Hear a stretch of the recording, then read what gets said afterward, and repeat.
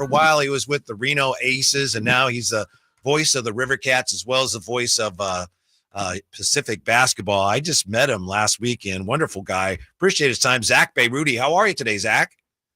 I'm great. Thanks for having me, fellas. Happy Friday. Happy Friday. I'm going to ask you probably some of the things that we talked about on Saturday, Zach, because sure. I still think there's a number of people still trying to figure some of this stuff out.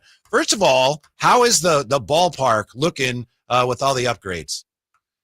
It's looking awesome. And that's just the field. They haven't gotten into the video boards yet. The clubhouse, the two-story major league clubhouse they're building along the left field line or down the left field line in the corner. It's pretty much close to done. The press box has brand new windows, which I'm stoked about. They're like accordion windows. The first time they replaced the windows since the ballpark was built back in 2000. So, living in the press box as I do, any little upgrade there goes a long way for me. And then, they put the grass in last week, and that was just the pièce de résistance. After coming to the ballpark and seeing it look like a construction zone for the last 5 months or so, seeing the grass on the field, which is like the best grass you could possibly put on there because they need it to last. It was pretty special. Zach, one of the questions that I've had and I've been asking a few people, and last time I was over there, I think it was around maybe August, September-ish or something like that. The left field, as you talked about, the left field line, that grass patch is completely gone as they're putting that the clubhouse. What are they going to do, to the best of your knowledge, in right and right center, the grass area? Are they keeping that? You mean like the berm? The berm, baby. Yeah, come on now. Yeah, that's gonna be seating, and I believe, I don't want to speak out of turn, I believe for A's games that's going to be sold day of game. I think that's how they're going to do it. You might want to double check that, but okay. I think that's how they're going to do it. But they've removed some trees from that grass area just to make it a little more. Give it a little more room out there because there is going to be that high demand. But they're keeping that berm, which, for me, I've been in baseball, and it's going to be my 21st year in baseball. Like, to have that kind of an intimate grass berm at a major league game is really unique, and it's going to be really special for Sacramento. That's Zack Bayrouty, voice of the River Cats. And I know, again, Zach, I know we touched on this on Emron's show on Saturday, but you mentioned just a moment ago the grass and how important it is for this to be a very durable grass because of the wear and tear that it's going to be subject to. Will this be the first time a AAA team and a major league team have shared a field through a season, as best as we can tell? Yeah. And we had talked about it on Saturday. Yeah. The pandemic season, the Blue Jays played in Buffalo, but if you recall, the Bisons weren't playing.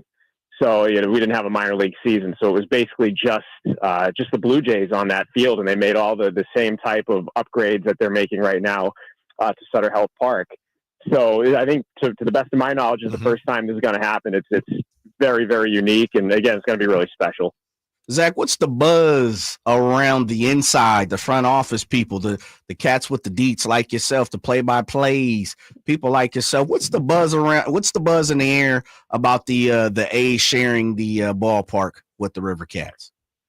Oh, it's buzzing. Yeah. Those ticket prices are buzzing. No shortage of buzz. It's popping. And guys, we actually had an event the other night, and I was there, and I spoke at it at Urban Roots Barbecue, and we had to turn people away. There were people that were interested in buying actually River Cats premium tickets. Wow. And that event was really popping, and they were excited about. These are River Cats people, right? People coming to buy River Cats tickets, obviously excited about the big upgrades that the ballpark's going to get for River Cats games. But I wanted to hammer home the point to them, like, the River Cats are actually going to be a really good team this year. And for any Giants fan in the area, it could be a team to remember. You're going to have some high level prospects, the likes of Bryce Eldridge, who's going to be, hopefully the next big thing for the Giants, and not to mention Luis Matos and Marco Luciano and those caliber players. It's going to be pretty cool. And you have the A's, but I think the hidden gem in all of this is you're going to have a pretty special River Cats team that might be the future of the San Francisco Giants. And it's going to be the place to be this year if you're on the major league side or the AAA side. Zack Bayrouty with us. Zach, tell us more about Bryce Eldridge. What has really stood out about him so far, based on, I know you haven't seen a ton of him, but you have got to see him. Mm-hmm. What has stood out? Yeah, he joined us last year for the last week of the season, and he had played in Double-A, and he had climbed the chain all year, after he was drafted. And the Giants, that's a taxing year. And the Giants basically gave him the option, hey, do you want to shut it down after the AA season ends? Or we could send you to Sacramento because the AAA season's a little bit longer. And you can, dip your toes into AAA. And he was like, send me to AAA, which just speaks highly of the kid, right? I mean, he wanted to come get extra work and see what AAA was all about. And we were in Texas and then had a homestand. So he had to, travel, which wasn't easy travel by our standards. And he came to join us when we were in Round Rock. And I talked about this on Saturday. He walked into the hotel and it was after a game late at night. And I was there with our manager, Dave Brundage. And I was like, is that one of our guys? And he's like, oh yeah, it's the kid. And I'm like, the kid's 6'7" with a full beard. Like, this is ridiculous. And he looks older than me. And I'm a man, I'm 40, So the thing that's most striking about him is his physical appearance, but then you see him swing the bat. And I think people have seen that clip that's been out there. He had a 450-foot home run straightaway center field in spring training just a few days ago. And he has that type of power. The first bit of contact I saw him make, he fouled the ball off to the left side, and I was like, whoa. I mean, the ball just kind of jumped off his bat.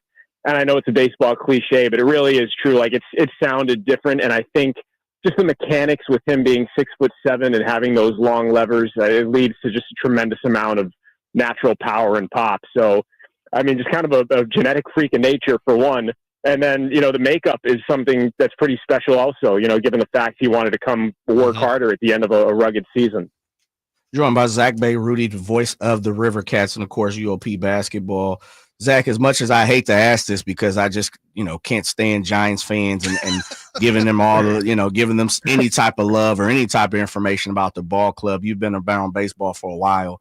What's your outlook on the terrible Giants this upcoming season? Well, I don't think they're going to be so terrible. I'll tell you that. The regime change is going to be really. It's going to make for a really interesting season, both at the major league level and the AAA level.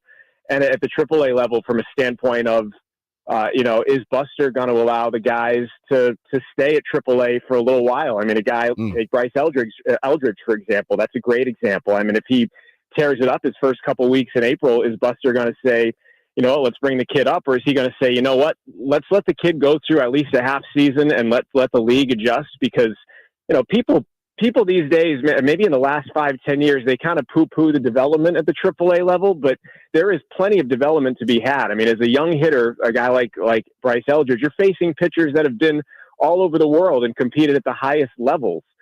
So you can't tell me that they're not going to adjust, the second time they see you, especially the third time they see you.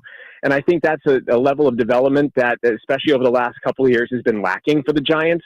I think, just my opinion, I think Marco Luciano would have been best served probably to stay a little bit longer at first. I mean, he got to Sacramento and boom, he was up, and the same with Matos. Like, that's not a slight on them, but they could have had some real development take place had they been allowed to stay in AAA longer and experience it. Zack Bayrouty's with us. Based on what you've seen, Zach, which young A's players stand out to you the most? Or if you had to pick one, like, keep an eye on this guy, which one would you point to? I mean, Lawrence Butler's making all the noise right now, and it's really it's hard to not give that name. I mean, the first guy that I saw of the real prodigy type A's prospects was Zach Geloff. He was it was my first year in AAA. Was with Reno, and he was in Stockton. It was his first year in affiliated ball. Talking about Geloff. And they gave him a cup of coffee in AAA. He was up there to fill a roster spot, and I think he hit like 429 over the three games that he played against us. And I was like, who the hell is this kid? and sure enough, he's up there and he's making the same kind of noise at the big league level, and he's going to be really special. So I think those two guys, and I mean, Mason Miller's already arrived, obviously, but Lawrence Butler and Zach Geloff for me are going to anchor that lineup. Zach, I think one of the questions that a lot of fans, come ask us, and I get them on when I'm out walking the streets, the crossover. And when I mean the crossover is there really are two different regimes that's going to be, manning the ballpark. Do you see any issue with some of the crossover, like getting some of the MCs or in stadium entertainment? Are they crossing over? Are they playing two different positions? We know you're the River Cats voice. Of course, the A's have their own, but will there be any type of crossover? Probably. I mean, it's going to take a village to staff that ballpark this year. That's for sure. There's going to be 150 games, and it's going to take all hands on deck. And there are no better people to work the major league games than the people who are familiar with the ballpark that work the minor league games. So there probably will be. I'm not so much on the staffing side, so I can't speak really in depth about it. But I would just imagine, from a game day staff perspective, like they're going to want a lot of those hands on deck just because they know all the bells and whistles. I guess I shouldn't say that because there are a lot of new bells and whistles. Right. People that are going to be trained on those, So I think it would be ideal to have those same people in some of those same positions. Pretty cool. Yeah. Zach, we appreciate it. Before we let you go, I got to ask you, because we have, the Academy Awards are coming up. So we've been talking about sports movies. Earlier we had Jay. He said the Jay Award for best sports movie or best baseball movie went to Major League. Major League. So Zack Bayrouty, the Bayrouty Award for your favorite baseball movie. So Major League is a great selection. I have a special place in my heart for Bull Durham because not only is it a movie about the minor leagues, and I've worked in the minor leagues now for 2 decades, but it was also written by a guy who played for the Stockton Ports, and I got to meet. And I can't think of his name. It's embarrassing. I can't pull his name right now.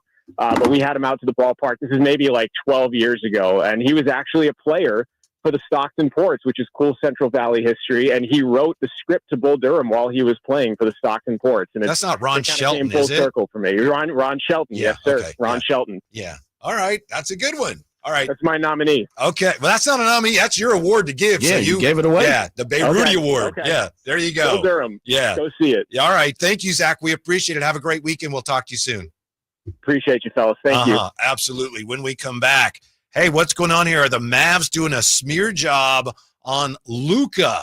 It's next with the Drive Guys on Sactown Sports.